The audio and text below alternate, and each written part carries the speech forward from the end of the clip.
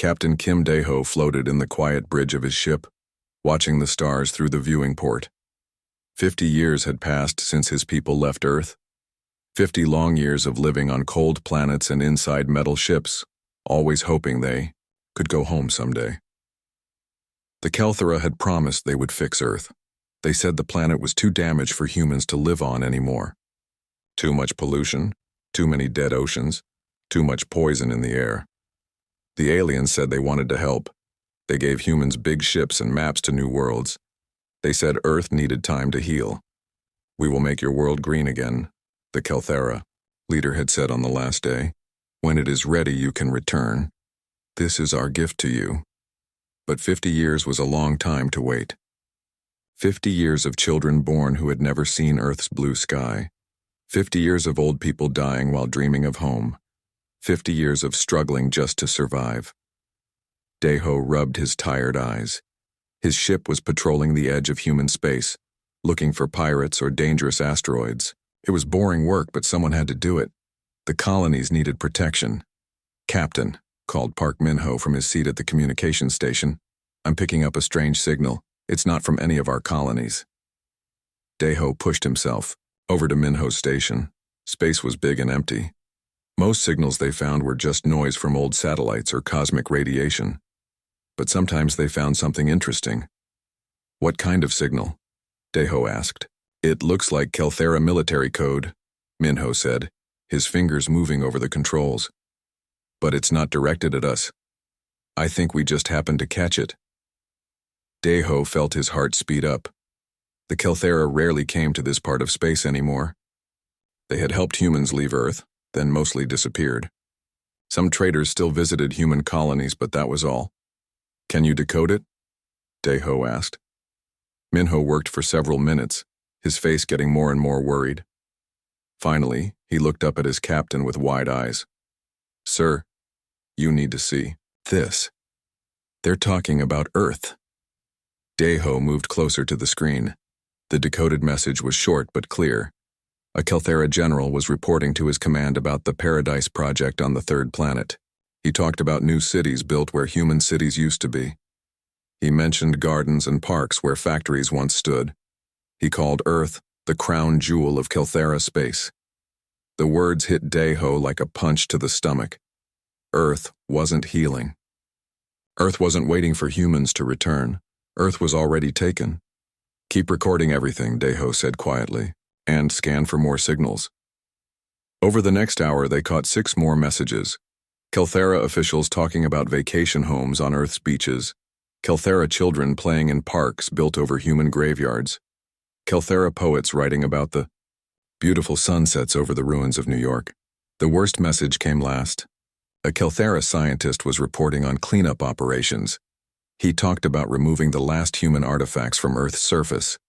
Museums, monuments, even human cemeteries were being erased to make room for Kelthera buildings. "They're destroying everything," Min-ho whispered. "Every trace that we ever existed there." Dae-ho stared at the messages, feeling 50 years of hope crumble inside his chest. His parents had died believing they would see Earth again someday. His children had grown up with stories of Earth's blue oceans and green forests. All lies. "Sir," Min-ho said carefully, "what do we do with this information?" Dae-ho thought about the colonies. Hundreds of worlds where humans worked 16-hour days just to keep their air recyclers running. Planets where children learned to fix broken water purifiers before they learned to read. Settlements where people saved every scrap of metal because there wasn't enough to go around. All while the Kelthera lived in paradise on humanity's stolen home. "Send copies of everything to every human colony," Dae-ho said. His voice was steady, but his hands were shaking. "Every settlement, every ship, every outpost. Everyone needs to know the truth." "Are you sure, sir? This could cause panic. People might do something dangerous." Dae-ho looked out at the stars again. Somewhere out there, billions of humans were struggling to survive on worlds that didn't want them.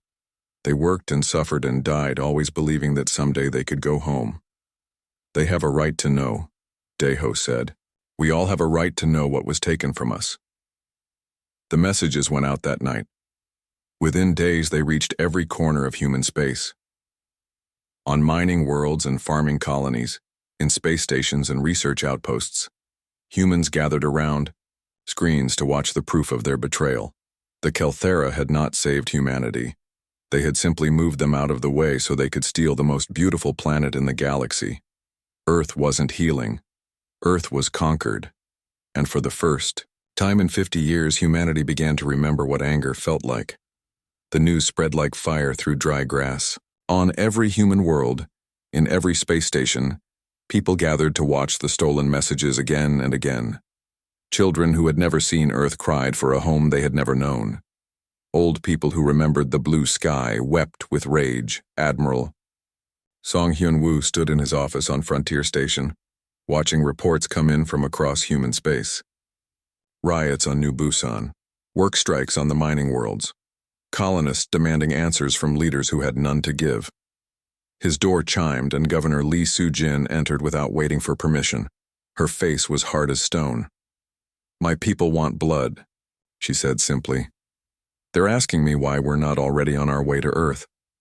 Song nodded. He had expected this. "Because we're not ready. We have farming tools and mining equipment, not warships."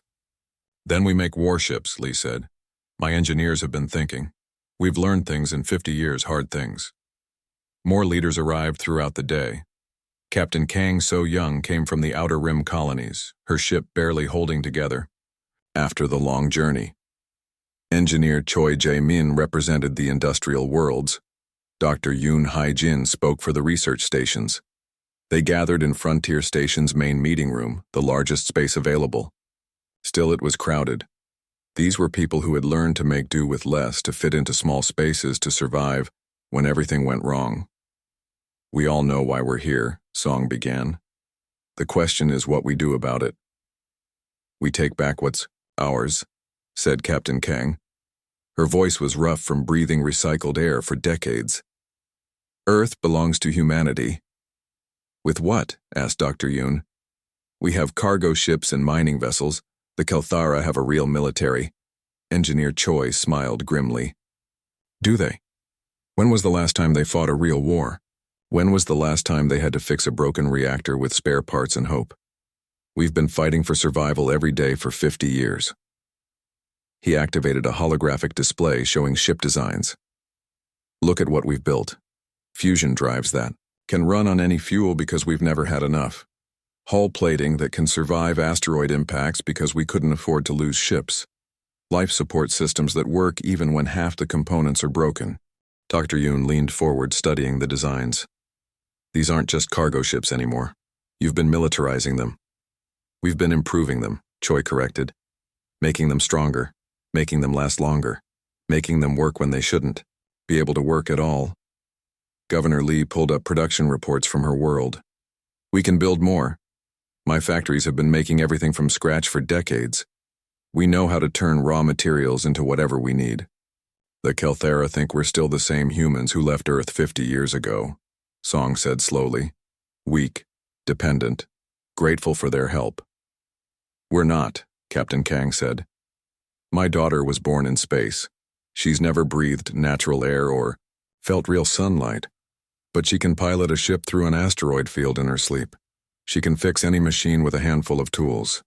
She's harder than any human who ever lived on Earth." The room fell quiet. Everyone was thinking the same thing. The children born in exile were different, stronger in some ways. They had grown up expecting nothing, working for everything, never taking safety for granted. "We have advantages they don't know about," Dr. Yoon said quietly. "Our medical technology has advanced because we've had to treat injuries and illnesses without proper equipment. Our computer systems are more efficient because we've never had enough processing power. Our weapons—" She paused, looking around. "The room. We've had to deal with pirates, hostile wildlife, equipment failures that could kill everyone on a ship. We've developed weapons that work in any environment, that never break down, that can be built from common materials." Song felt something growing in his chest. Not hope exactly, but something harder and more useful. Determination. "How many ships can we put together?" he asked. Choi ran numbers on his tablet. "If every colony contributes what they can, maybe. 800 vessels. Not all warships, but all armed. All crewed by people who know how to survive. The Kelthera have maybe 200 ships in their entire military, Lee added. But they're real warships. Built for war. Built for show, Captain Kang corrected. When did they last fight anyone? We've been fighting reality itself for 50 years. Song looked around the room at these leaders. They were thin from rationed food, pale from artificial light marked by years of hard work and harder choices. But they were also unbroken. 50 years of exile had not destroyed humanity. It had forged them into something new. Send messages to every colony, Song said. Tell them we're going home. Tell them to prepare their ships and their people. Tell them the Kelthera are about to learn what humans become when you take away everything they love. The meeting ended, but no one left immediately. They sat in the crowded room, thinking about Earth's blue oceans and green forests. Thinking about the lies they had believed. Thinking about the reckoning that was coming. Outside the station, human ships began to gather. Not the sleek vessels Earth had once built, but scarred, patched, deadly things born from necessity and desperation. The Kelthera had stolen humanity's past. Now they would face humanity's future. Captain Kim Dae-ho watched the Kelthera supply station grow larger on his screen. Station Keth 7 was huge, bigger than most human colonies. It supplied fuel and equipment to dozens of Kelthera worlds. Taking it would hurt them badly. His ship, the Inchan's Pride, had once been a simple cargo hauler. Now it bristled with weapons built from mining equipment and industrial tools. Behind him, 20 more converted ships waited for his signal. Remember, Dae-ho spoke into his communicator, we're not the same humans who left Earth begging for help. We're the ones who survived without it. The Kelthera defenders saw them coming. 3 patrol ships moved to intercept, their sleek hulls gleaming in the station's lights. They were beautiful ships, built for speed and show. The kind of vessels a powerful species built when they had never known real desperation. Unknown vessels, you are entering restricted space, go, came the Kelthera transmission. State your purpose or withdraw immediately. Dae-ho smiled grimly. This is Captain Kim Dae-ho of the human colonial fleet. We're here to take back what you stole from us. There was a long pause. Then laughter came over the communication channel. Humans? We helped you find new homes. Why do you threaten us with your cargo ships? These aren't cargo ships anymore, Dae-ho replied, and gave the attack order. The human fleet opened fire. The weapons weren't pretty or elegant. They were mining lasers pushed beyond safe limits, missile tubes built from water pipes, plasma cutters turned into ship killers. But they worked. The first Kelthera patrol ship exploded in seconds. Its shields were designed to stop other Kelthera. Weapons, not the crude but powerful tools that humans had learned to build from scrap metal in desperation. The second ship tried to run. It was fast, but engineer Choi Jae-min had modified the human ship's engines to burn any fuel available. The Inchan's Pride caught up and disabled it with a mining beam that cut through its hull like paper. The third ship surrendered. This is impossible, the Kelthera captain gasped when they brought him aboard Dae-ho's ship. Your weapons are primitive. Your ships are barely functional. That's what 50 years of surviving on nothing teaches you, Dae-ho said coldly. How to make primitive things kill expensive ones. The station's defenses were more challenging. Automated guns and missile platforms surrounded it like a metal forest. But the humans had learned to fight in asteroid fields and through debris clouds. They knew how to use cover, how to approach from unexpected angles. Captain An Dong-hyun led his squadron through the defense grid, his ship Seoul's Vengeance dancing between energy beams that could melt mountains. His pilot, Nam Yoo-jin, had grown up flying through the wreckage of destroyed worlds. To her, this was just another obstacle course. Defense Platform 7 is targeting us, she called out. Then let's give it something else to shoot at, An replied. They released a cloud of metal debris, chunks of asteroid that the humans had been saving for exactly this purpose. The defense platform's sensors locked onto the debris instead of the ship. By the time it realized the mistake, Seoul's Vengeance was already past it. The battle lasted 4 hours. When it ended, Station Keth 7 was in human hands, and the Kelthera garrison was in chains. News of the victory spread quickly through both fleets. Other human ships began attacking Kelthera outposts throughout the sector. Each victory brought more supplies, more weapons, more proof that the mighty Kelthera could be beaten. On the Kelthera homeworld, High Command received the reports with disbelief. "How many ships did they use to take Keth 7? Demanded General Velthak. 21, sir, all converted civilian vessels. 21 cargo ships defeated our entire sector defense?" Velthak's voice rose to a shriek. "This is impossible." "Sir, our commanders report that the humans fight differently. They use tactics we've never seen, weapons we don't understand. They seem to have no concern for their own safety." Velthak studied the battle reports. The humans had used mining, equipment as weapons, turned cargo containers into missiles, and fought with a desperation that the Kelther couldn't comprehend. "Send the 3rd Pacification Fleet," he ordered. 12 heavy cruisers should be enough to end this rebellion. Admiral Song Hyun-woo received word of the approaching Kelthera fleet while standing on the bridge of his flagship. Around him, the human armada was growing larger every day as more colonies sent their ships to join the fight. 12 heavy cruisers, reported his intelligence officer. "They're calling it a pacification fleet." Song laughed, but there was no humor in it. "They still think we're the same species that left Earth 50 years ago. The ones who begged them for help." "What are your orders, sir?" Song looked out at the human fleet. Hundreds of ships that had been built to haul cargo, mine asteroids, and ferry colonists between worlds. Ships that had been rebuilt and rearmed by people who had learned to survive when everything went wrong. "We show them what humans become when you take away everything they love," Song said. "All ships prepare for battle.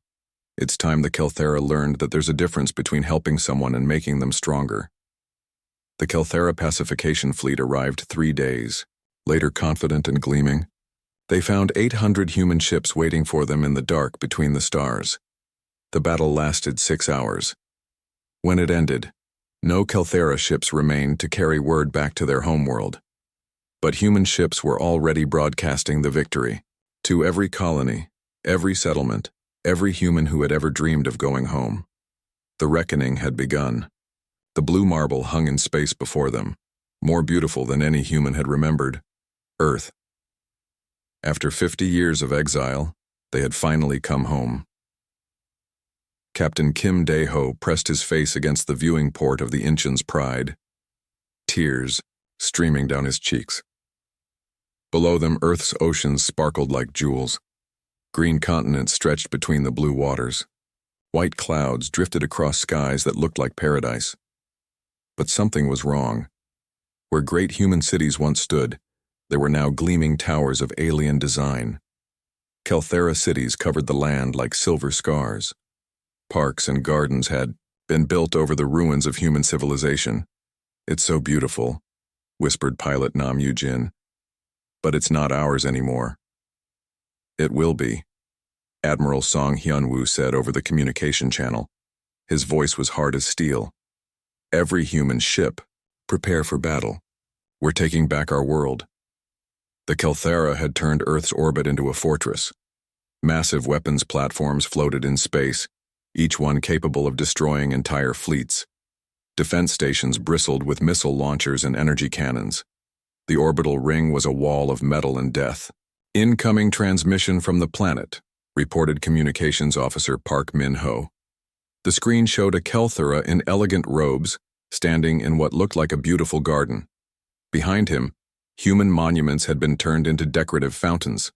"I'm High Chancellor Morthek," the alien said. "You will withdraw immediately. This world is under Kelthera protection." Admiral Song's face appeared on the screen, scarred from 50 years of hard living in space. "This world belongs to humanity. You stole it from us." "We improved it," Morthek replied smoothly. "We removed the pollution, cleaned the oceans, restored the forests. Earth is more beautiful now than it ever was under human care. By destroying every trace that we ever existed here," Song said. You erased our history, our monuments, our graves. You turned our home into your playground. We gave you new worlds to live on. Better worlds. Rocks and ice and metal, Song spat. Prison worlds where we had to fight for every breath while you lived in our paradise. Morthek's expression showed no emotion. You will withdraw, or we will destroy you. Our orbital defenses are impregnable. Song smiled grimly. Your defenses were built to fight other Kelthera ships. Clean, elegant vessels with predictable weapons and standard tactics. We're not other Kelthera. The communication ended. Song turned to his fleet commanders. All ships begin the attack. Show them what 50 years of desperation taught us. The human fleet moved like a swarm of angry insects. They didn't attack in neat formations or follow standard battle plans. Instead, they came from every direction at once, using Earth's own gravity and magnetic fields to hide their approach. Captain An Dong-hyun led his squadron toward Defense Platform 7. The massive station had enough firepower to level a continent, but it was designed to fight enemies that followed the rules of civilized warfare. Platform 7 is locking onto us, reported his gunner. Good, An replied. Nam Yu-jin, take us into the debris field. The space around Earth was full of old satellites and space junk from the human era. The Kelthera had left it there as a reminder of human primitive technology. Now it became cover for the attacking fleet. Nam Yu-jin flew their ship through the debris with impossible skill, dodging chunks of metal and dead satellites while the defense platform's guns tried to track them. The platform's computers couldn't understand why the humans were flying through their own garbage. Now, An ordered, their ship fired a single torpedo, crude and ugly compared to Kelthera weapons. But it had been built by people who knew how to make things work with whatever materials they had. The torpedo burrowed through the platform's shields and exploded inside its reactor core. Defense Platform 7 died in a ball of fire that lit up half of Earth's sky. Across the battle zone, similar scenes played out. Human ships using tactics that no civilized species would consider. Ramming attacks with empty cargo containers, weapons built from industrial equipment. Pilots who flew like they had nothing left to lose. Engineering Chief Lim Haiwan led a team of boarding specialists onto Defense Platform 3. The Kelthera defenders fought bravely, but they had never faced humans who had learned to fight in zero gravity, in vacuum, in spaces too small for normal beings to survive. Their reactor is overloading, one of the Kelthera engineers screamed as Lim's team took control of the platform. I know, Lim replied calmly. I'm the one overloading it. The platform exploded 20 minutes later, taking out 2 neighboring defense stations in the chain reaction. On Earth's surface, High Chancellor Morthek watched his orbital defenses crumble. His advisors ran around in panic, but he stood still, finally understanding what they faced. Sir, should we evacuate? Asked his aide. To where? Morthek replied quietly. They've come for their world. There's nowhere to run. Admiral Song's voice came over the planetary communication system, broadcast to every Kelthera city on Earth. This is Admiral Song of the Human Liberation Fleet. You have 1 hour to begin evacuation. Any Kelthera found on Earth after that time will be considered an invader.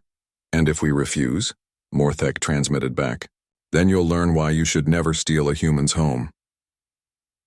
The siege of Paradise had begun. Governor Lee Soo-jin knelt beside a small stream that ran through what had once been Seoul. The water was crystal clear, cleaner than any river had been when humans lived on Earth.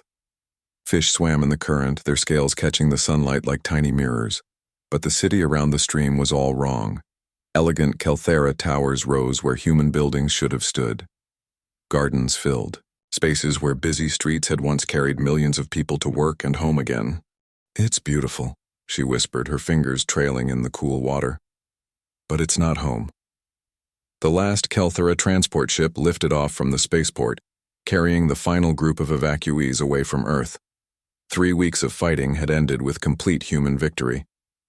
The orbital defenses were destroyed. The ground forces had surrendered. Earth belonged to humanity again. Admiral Song Hyun-woo stood on a hill overlooking the city, watching the alien ship disappear into the blue sky. Around him, human soldiers were setting up camps in the strange new landscape. Any word from the other continents? He asked Captain Kim Dae-ho. Same story everywhere, Dae-ho replied. The Kelthera are gone, but they changed everything. New York is a garden city now. London is underwater parks. Tokyo is crystal spires that sing in the wind. Song nodded slowly. He had expected this. 50 years was a long time. The Kelthera had not just stolen Earth, they had remade it completely. Sir, said Communications Officer Park Min-ho, approaching with a tablet. We're getting reports from the colonies. They want to know when they can come home. Song looked at the tablet, reading messages from desperate families across human space. People who had waited 50 years for this moment. Children who had never seen natural sunlight asking when they could visit the Earth their grandparents had described. What do we tell them? Park asked. The truth, Song replied. Earth is free, but it's not the same world we left. Captain An Dong-hyun walked through the ruins of what had been Busan. The Kelthera had built a pleasure resort here, with floating gardens and artificial waterfalls.